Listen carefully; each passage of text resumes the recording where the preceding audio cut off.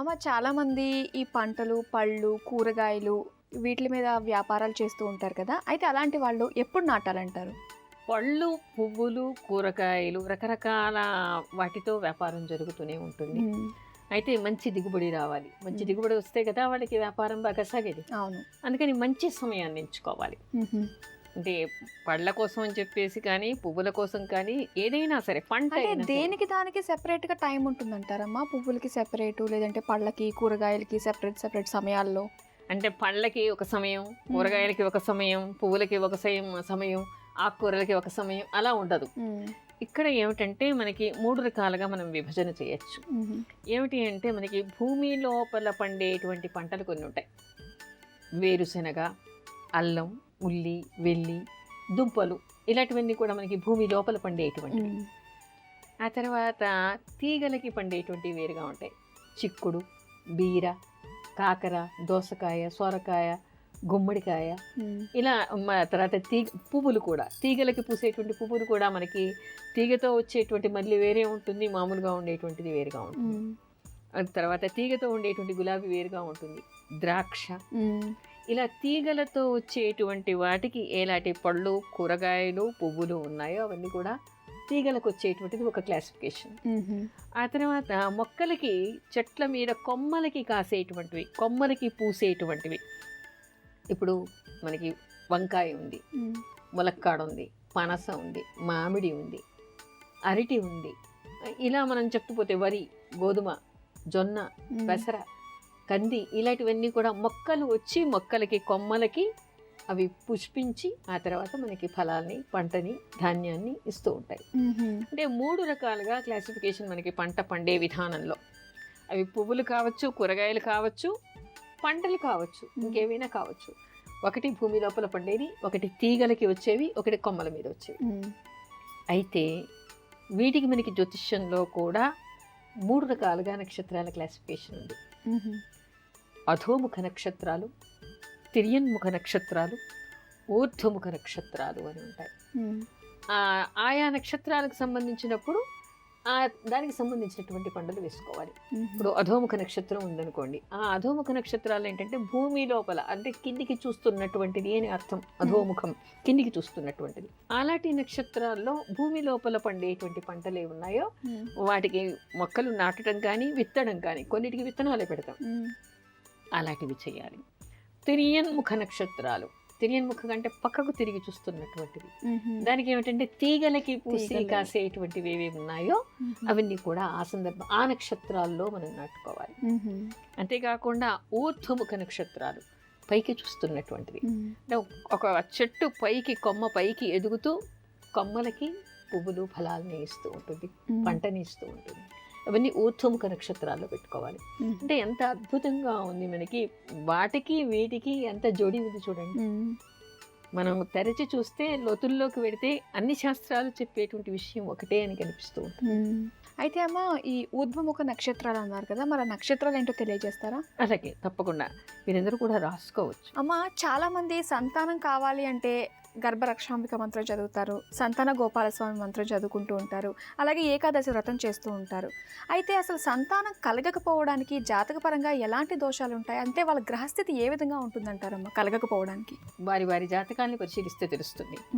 అది ఏమిటంటే ముఖ్యంగా పంచమాధిపతి. అంటే సృష్టి అనేటువంటిది మనం పంచమ స్థానంలో చూస్తూ ఉంటాం. పంచమ స్థానంలో ఏ గ్రహాలు ఉన్నాయి, పంచమ స్థానాన్ని ఏ గ్రహాలు వీక్షిస్తూ ఉన్నాయి, పంచమాధిపతి అయినటువంటి గ్రహం ఎక్కడ ఏ క్షేత్రంలో ఉన్నాడు, ఎవరితో కలిసి ఉన్నాడు, ఎవరి చేత చూడబడుతూ ఉన్నాడు అనేటువంటివి చూడాలి. అంతేకాకుండా సంతానం ఇచ్చేటువంటి వాడు గురువుగా చెప్పుకుంటాం, కారక గ్రహం కాబట్టి ఆ గురువు కూడా ఏ విధంగా ఉన్నాడు అనేటువంటిది పరిశీలించాలి. అంతేకాకుండా మనకి లగ్నం బలమైందా, చంద్రుడు ఉండేటువంటి చంద్రలగ్నం బలమైనటువంటిదా, లేదా రవి బలమైనటువంటి వాడా, లేదా దశానాథుడి గురించి అంటే దశానాథుడి నుంచి కూడా చూడాలి. అలా చూసినప్పుడు మాత్రమే ఏది బలమైందో చూసి మొత్తంగా అనాలిసిస్ చేసుకున్న తర్వాత మాత్రమే వీళ్ళకి సంతానం కలుగుతుంది, కలగదు అనేటువంటి నిర్ణయాన్ని తీసుకోవాలి.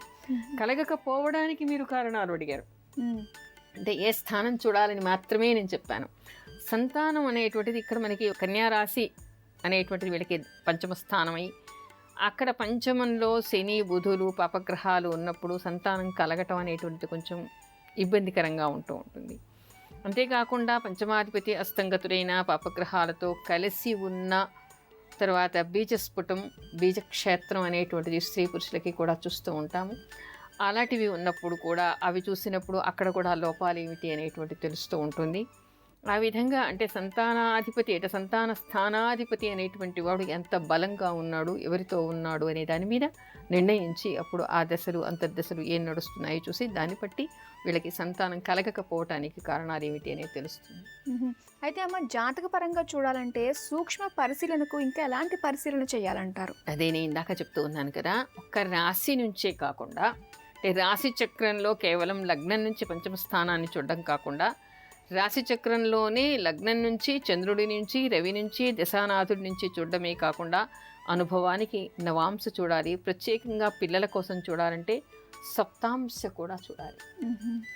బీజక్షేత్రం బీజస్ఫుటం అనేటువంటిది కూడా చూడాలి. ఇవి చూసినప్పుడు మాత్రమే సరైనటువంటి సూక్ష్మ పరిశీలన చేయగలుగుతాం. అంటే పంచమంలో ఎలాంటి గ్రహాలు ఉండడం వల్ల సంతానం కలగదంటారు? పాపగ్రహాలు ఇప్పుడు మనకి ఎవరికైనా పంచమంలో శని కుజులు ఇద్దరు ఉన్నారు అనుకోండి, బలంగా ఉన్నారనుకోండి, సంతానం కలగటానికి ఆలస్యం చేసేటువంటి వాడు శని, గర్భస్రావాలు కలిగించేటువంటి వాడు కుజుడు. అక్కడ ఏదైనా కొంచెం ఇబ్బంది ఉంది అనేటువంటి విషయం మనకి అక్కడ తెలుస్తుంది. అయితే ఏదైనా కూడా ఇప్పుడు మనం ఛానల్లో వినగానే మాకు ఇక్కడ ఉంది కదా అని చెప్పేసి లబోదిబోమని చెప్పేసి ఎడవాల్సినటువంటి అవసరం ఏమీ లేదు. ఆ రెండు గ్రహాలు ఏ భావంలో పడ్డాయి, రాశి నుంచి పంచమ స్థానంలో ఉంటే సరిపోదు. పంచమ స్థానంలో ఉన్న పంచమ రాశిలో ఉన్నప్పటికీ కూడా భావంలో చూసినప్పుడు ఒకసారి ఏమవుతుందంటే ఈ గ్రహాలు చతుర్థంలోనూ షష్టంలో కూడా పడేటువంటి అవకాశం ఉంటుంది. అందుకని ఈ భావచక్రాన్ని కూడా పరిశీలన చేయాల్సినటువంటి అవసరం ఉంటుంది. చేసి ఇక్కడ ఒకవేళ పంచమ స్థానంలో పంచమ భావంలోని పాపగ్రహాలు ఉన్నప్పుడు సంతానం కలగటానికి ఇబ్బంది. ముఖ్యంగా కుజుడు ఉన్నప్పుడు అబార్షన్స్ అయ్యేటువంటి అవకాశం, ప్రథమ సంతానం అంటే మొదటిసారి అబార్షన్ అయ్యేటువంటి అవకాశాలు ఏర్పడుతూ ఉంటాయి. అయితే ఇంకొకటి కూడా ఉంది, అలా అని చెప్పేసి సంతానం కలగదు అని తేల్చేయడానికి వీల్లేరు. ఎందుకంటే ఎక్కడైనా శుభగ్రహ సంబంధం కానీ శుభగ్రహాలు బలంగా కానీ వీక్షించడము సంబంధం కలిగి ఉంటే అక్కడ కొన్ని ఇబ్బందులు ఉన్నా కూడా రెమెడీస్ చేయడం వల్ల వీడికి సంతానం కలిగే అవకాశం ఏర్పడుతుంది.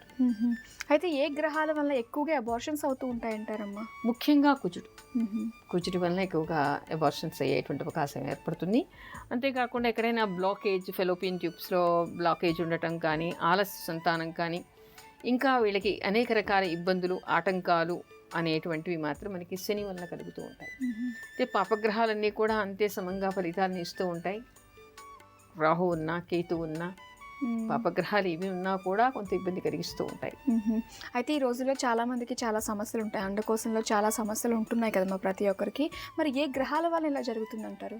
పీసీఓడి అంటూ ఉంటారు. అంటే అండకోశంలో వీళ్ళకి ఇబ్బందులు ఉండటం వలన అక్కడ అండం ఉత్పత్తి సరిగ్గా అండం ఎదగకపోవటం వలన, ఉత్పత్తి సరిగ్గా జరగకపోవటం వలన వీళ్ళకి ఋతుక్రమం సరిగ్గా రాకుండా ఉంటూ ఉంటుంది. అయితే బీజోత్పత్తికి కారకునైనటువంటి వాడు శుక్రుడు. అందుకని అండకోశానికి మీకు చెట్లకైనా విత్తనాలు పెట్టేప్పుడు శుక్రుని ముఖ్యంగా చూసుకోవాలి అని చెప్తూ ఉంటారు. అదేవిధంగా స్త్రీలకి అండకోశంలో ఏవైనా ఇబ్బందులు ఉన్నాయి అంటే శుక్రుడు ఏ విధంగా ఉన్నాడు అనేటువంటిది కూడా కారక గ్రహంగా చూడాలి. పంచమ స్థానాన్ని కూడా చూడాలి.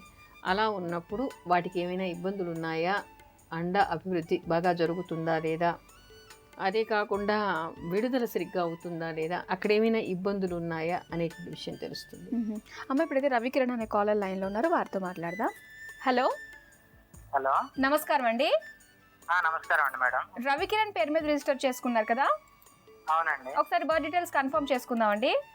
అవునండి. ఆగస్ట్ 29, 1977. అవునండి. ఉదయం అంటే తెల్లవారుజామున 2:05 అవునండి, కరెక్ట్. అనకాపల్లిలో పుట్టారు. అవునవును. ఓకే అండి, సమస్య ఏంటో చెప్పండి మేడంతో. అదే నెక్స్ట్ చిల్డ్రన్ అండి. ఏమండి సమస్య వచ్చి చిల్డ్రన్ అండి. Next baby, I have 1 baby, ఒకళ్ళు ఉన్నారు. రెండో సంతానం గురించి